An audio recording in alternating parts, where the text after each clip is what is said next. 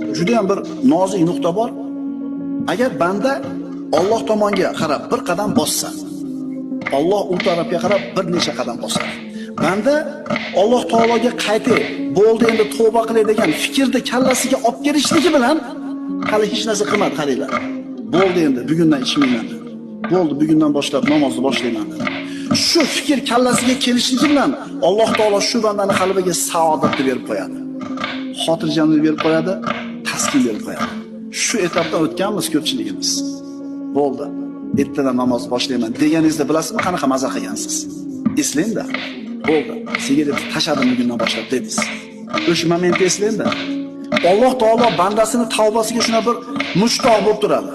Alloh taolo bandasini tavba qilishini shunaqa yaxshi ko'radi. Hali hech narsa qilmadi. Nima qildi faqat? Bo'ldi. Ertadan bomdodga chiqib namozni boshlayman deyishiga bilasizmi qanaqa xotirjam bo'ladi qalbi?